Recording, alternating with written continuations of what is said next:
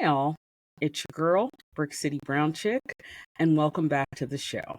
This week in my short, I want to talk about something that is very much on most Americans' minds. As I tape this, it is 2 days until the United States official election day. I know several million people, including myself and my husband, have voted early. But for people who haven't, just all be prepared for Tuesday. In thinking about the election, I've been thinking a lot about the way Kamala Harris has been viewed and treated not only by the opposition, not only by the right, but by some on the left, some within the Democratic Party. A lot of it is because she is a woman. There are people who feel very strongly that a woman should not be the leader of a country, even though tons of countries have done it before us, including India, Great Britain, and Germany, which is pretty amazing, but that's how some people feel. But I really do think most of it is rooted in her heritage, in who she is, and specifically in the fact that she has not tried to hide who she is. She is half African or African American. Her father was from Jamaica, and she is half Indian. Her mother was from India. Now, this seems to be a really hard concept for some people to understand.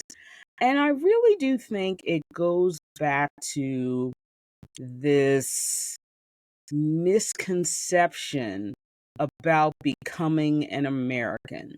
And the misconception I'm referring to is people are supposed to come here and assimilate and become part of the American experience.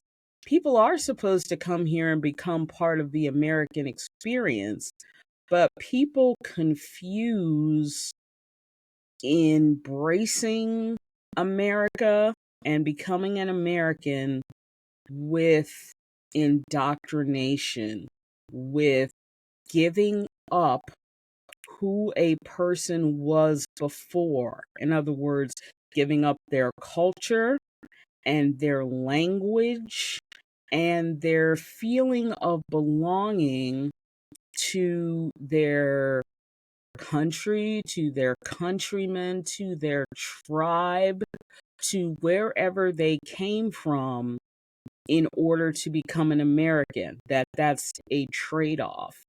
It's not supposed to be a trade-off. Becoming an American is supposed to be an addition to you and to who you were. But because America is so racist and so hell-bent on making people from other nations bend the knee to the greatness of America, people misconstrue what becoming an American is. Kamala Harris is an American. She is a natural born citizen. She was born here. But because of who her parents were, a lot of people don't see her as a true American. Now, why is that?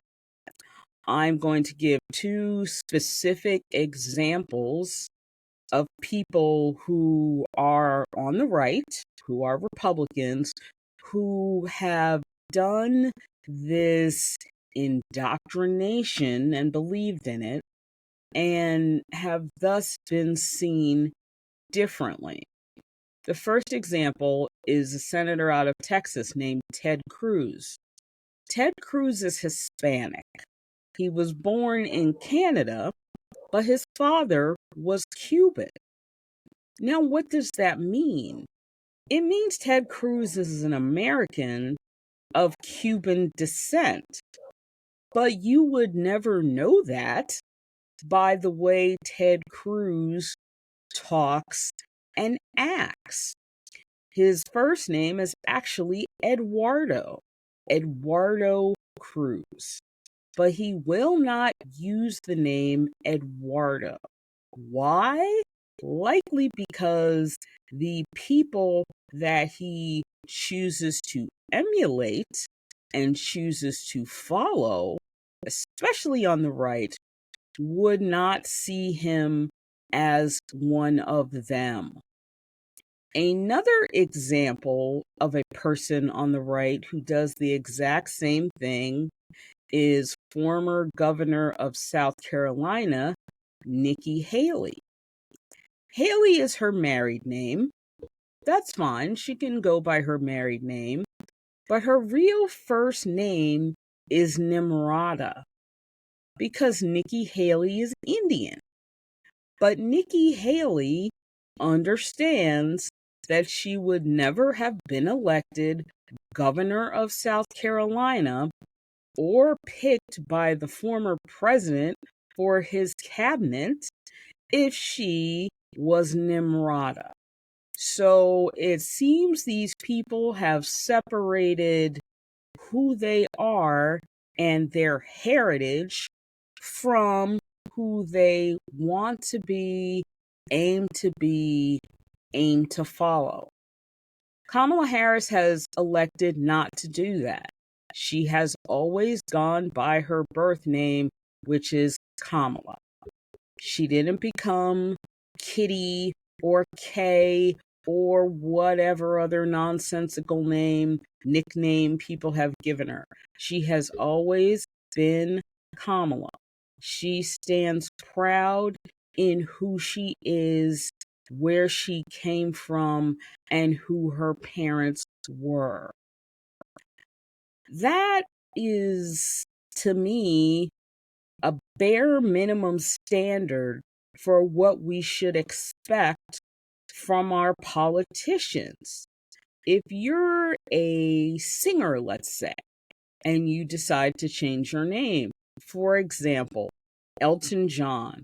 Elton John's birth name was Reginald Dwight. But when he became a professional singer, he changed his name to Elton John. That's fine. Nobody's looking to Elton John to run a country or lead a political movement or anything like that. He's a famous singer who took a stage name. That's not unusual. But to be especially an American politician and come to America and believe that America is supposed to be this melting pot of people, all of whom we're supposed to accept, and immediately someone feels the need to change their name so that they will be accepted, that makes zero sense.